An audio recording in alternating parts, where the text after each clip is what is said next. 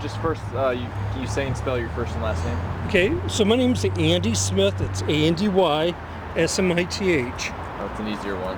Mhm. And what is the business called here? Well, we just call it Home and Road Christmas Trees. Okay. And it looks like it's written up under Magnolia Christmas Trees on the receipts with the Okay. Visa people. So we just never really got a name on it here. Okay. So people just say, well, let's go down to the Home and Road Nursery. Okay. And I understand, are these organic Christmas trees? Is that correct? No. No, Okay. no, For some reason they told me it might have been organic. Yeah, no, the idea of an organic Christmas tree would mean that the tree would have been eaten up by insects. It would have had grass growing up into the base of the Okay. tree. You're gonna need all those goodies to make that tree look great. Otherwise, the grass eats out all the needles in the bottom tree, and the spider mites get into the trees. So, Blights hit them hard too. How long have you been selling Christmas trees? I was 11, I'm 65. So I started with the Boy Scouts. So you know this business pretty well. I know it pretty well. Talk about what this year is. Talk about how this year's been, I guess, trying to get trees. This year, getting trees was a bit of luck, but my grower, Christmas Tree Hills, I've worked with his father and with him, and I always make sure to pay him. Important. It's important. So he has taken very good care of the Smith family. I've got other brothers that are into this, and they've all retired now. What do you understand though, about the industry this year? And has it been difficult for maybe other people to get trees? I believe it has been. I mean, I've heard the news say there's a shortage of trees and a shortage of Chinese fake trees. Yeah. So I just, I don't know though. All the lots I'm looking at up and down the street look like they've got trees on them. The only thing I will say is I went up to a box store and all their trees looked like they were 5 to 6 feet tall, which is a nice tree, but if that's all they've got, then they're too small for everybody's use. So Sure. That might be the only thing I've seen, and I've heard there'll be less amount of trees. That won't be the case here or with some of my friends on this roadway that are competition, but to others I hear people have called me in the last month asking me if I could get them trees, and they got sunburned is what happened, and they'll be okay probably in another year or so. They already look better now than they did in June. In June, it was 117 in Willamette Valley, where a lot of nobles are being grown. All of our trees are Washington. I think just that helped a little bit, but in that heat, that burned the little nodules on all the tree limbs, and they turned them, like on the southwest sides, they were brown. So you might get a little brown here and there, but I'm looking at my trees and they're all dark green. Yeah, so that big heat wave we had in the summer probably played a role in a lot of people. It did, and then the fires and all that, and then there's soot in the air, and it would be really tough being an American farmer, agricultural tree guy, and trying to get through all the things that they get through. Talk about the prices. Are they changing this year? I mean, it seems like everything's going up in price. Yes, so at a box place, I noticed they're $15 a foot. That's what my price was last year. I didn't raise my prices last year, even though my prices went up drastically, and again this year. So I've talked to some people, and I'm probably going to be 18 this year. A competitor down the street is going to be 15.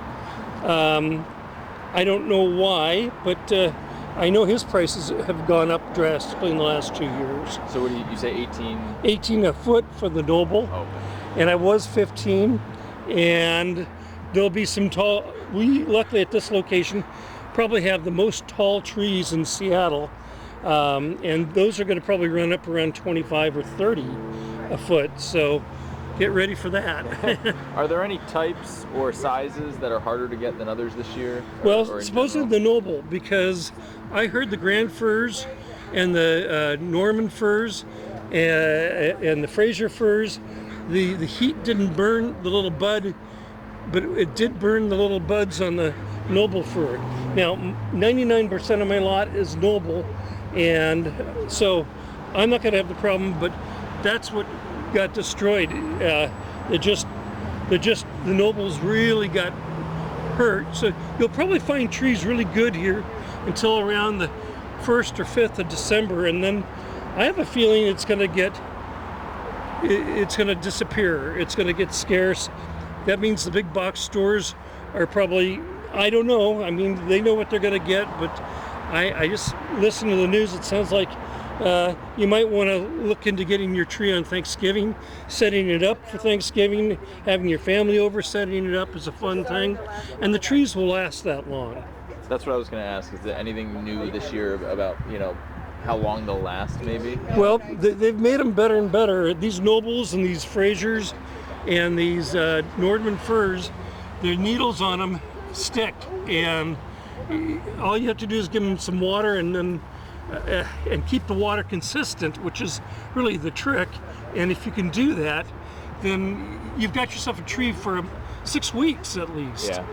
And it's a fun thing to have in the house, just to feel kind of a peace of mind to have a tree. What do you expect in terms? Do you expect to sell out early this year? How does that usually work? Okay, well, I never want to sell out early because I have clients that like to buy at different times of the year for different reasons. So my gut feeling is I will do whatever I can to stay open until the 24th, the eve of the 24th, but I wouldn't be surprised if I have to close down a week early. Because not enough trees. I can always used to have such good connections, and I still do, but they really I went down and looked and walked around. They really got stung this year on the tree business.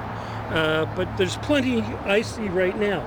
Yeah. What do you hear from your grower? I know you said this earlier, but what do you hear from him about just his struggles this year? His struggles. Well, it would be he's a man of integrity, and so he won't sell a tree that's got any burn in it. Yeah. And they look good, except maybe one corner. And I sat there and said, geez, I think a customer would be just turn that to the back side of a wall. Right.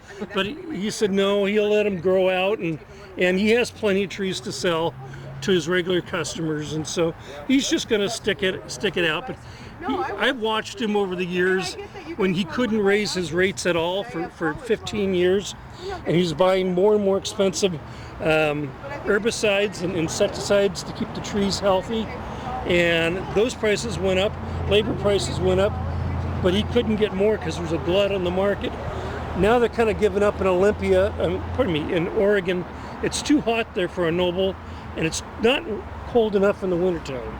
And remind me where your trees come from again? These come from Bear Canyon down in Mossy Rock, Washington. Okay, all Washington trees. Yes. Explain your hours and when people can come and what to expect, I guess. Okay, so I've tried to Norman Rockwell this Christmas tree lot here, and that's a painter that was able to get an American spirit. Oh, yeah. And so we will have Christmas music, we have wood shavings, we have trees. Come 9 to 9, 7 days a week.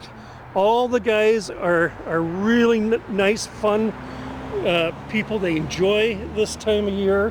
We will have homemade donuts being baked right here. We will have coffees. Wow. So it'll be a good time, and everybody's usually laughing and having a good time. And the kids will take pictures of you with your phone cameras by Santa Claus here, or the mailbox, or so there could be a tree in the background. It'll be fun.